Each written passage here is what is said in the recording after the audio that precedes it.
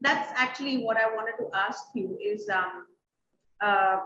there are, like you just rightly pointed out, so many different spiritual leaders today, spiritual gurus around the world, not just in India.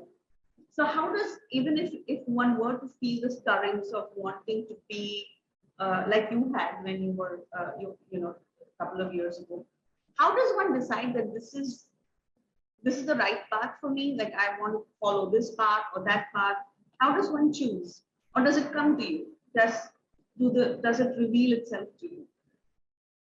I think it's very important to familiarize yourself with the wisdom and the teachings a particular guru or an organization is imparting. Somewhere, if it resonates with you, if you start following those practices, it's quite possible you might want to abandon them a few weeks or months into it, because maybe that's not what you're looking for. But for example, I wanted my life to be more truthful. I wanted to be simple. I didn't want any complications. I wanted to lead a very truthful life. I hadn't lived so far. And that is what, you know, fascinated me. That yes, it's possible to lead a truthful life, to lead a meaningful life. And then the videos, and then the reading the books, the teachings. So they need to resonate. It's like my guru always says that a devotee will always find a guru like him or herself. Mm. So a lot of people will say, oh, there are fake gurus. Well, you found them. Mm.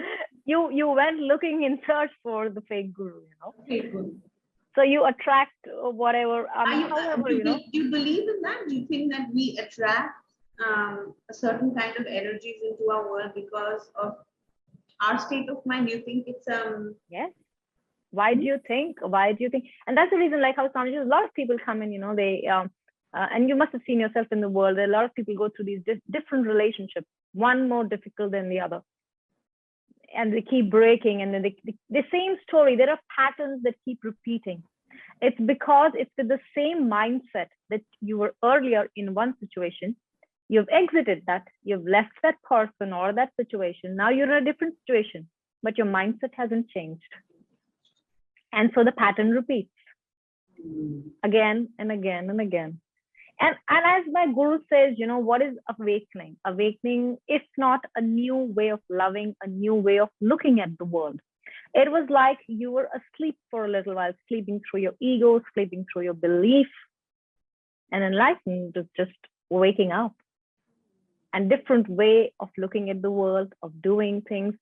So my greatest teaching from observing my guru, being a disciple, is that perspective, Pujitaji, is everything. The same situation can be in life, and you can look at it and you can think, oh my God, I'm never getting out of it. Life's never changing for me.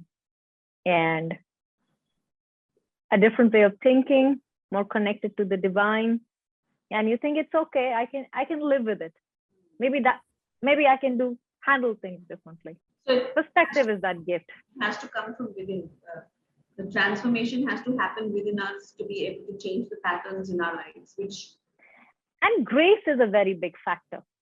Guru's grace, Bhagwan's grace is a very big factor. In my entire life, I have lived so wildly. And during COVID, I actually wanted to do something because I have a very beautiful puja routine, and with God's grace, it's just very blissful. And I wanted to share some things with our other devotees, and I held this virtual program called The Art of Devotion. And just Art of Devotion. And a year before, I started reading the Bhagavad Puran. And it's so beautiful, Bhagavad Puran. It so beautifully states in that scripture that anybody who reads that scripture, even if the person, you know, doesn't know a thing about anything, will find devotion spring in their heart. So I was actually laughing while I was taking that course that, oh my God, look at his grace.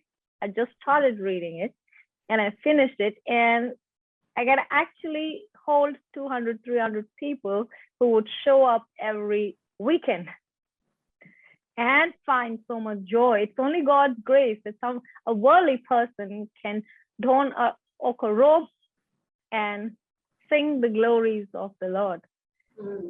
Everything mentioned in our scripture is so beautiful if we can just, follow it. Siddhashrama, the mystical hidden land of balance and harmony. Awakened and powerful sages of the yore lived in this divine region. Their chants resonating throughout the Himalayas brought untold peace upon humanity.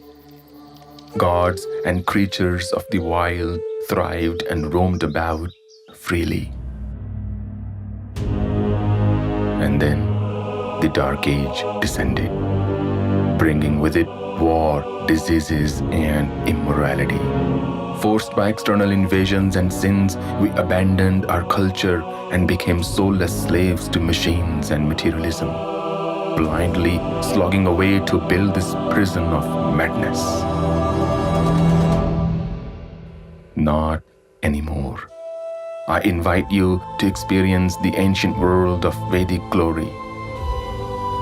The sacred land of Siddhashrama awaits you once again. Be guided by the Vedas, awaken the mantra of your choice and start your spiritual journey. Chant mantras, anoint the deities, do fire offerings to reach the highest summit of consciousness. I'll be waiting for you. Come, let's go back to our roots and do sadhana.